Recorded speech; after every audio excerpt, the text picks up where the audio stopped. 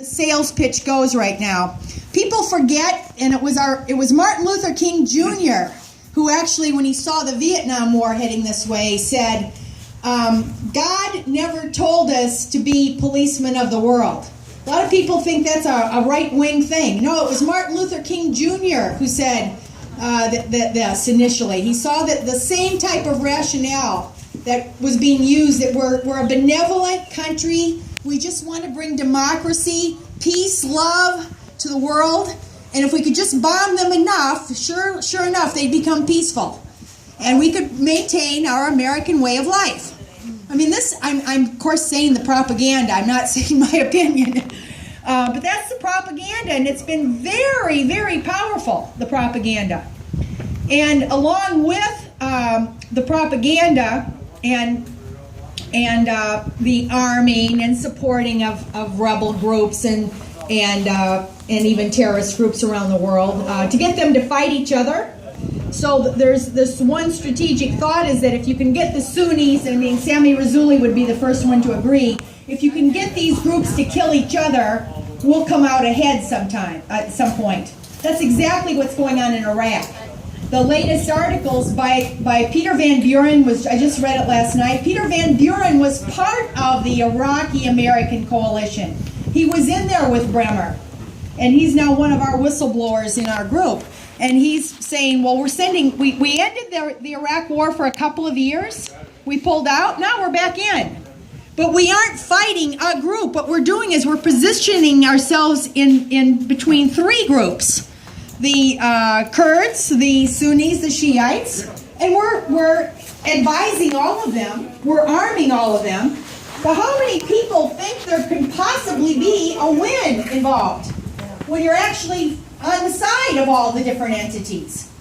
Many times when we're speaking, Bill was just speaking in Fargo at the Unitarian Church in Fargo, and of course you get that same old question. That terrible ISIS, we have to do something. They're beheading people. Or you'll hear, terrible Assad, he's killing his own people. We have to do something. Putin, he's going to take over the former, the current Eastern Europe.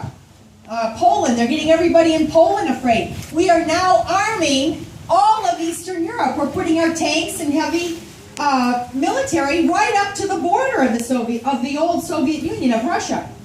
So of course this is extremely dangerous, and the whole problem is this propaganda is quite successul.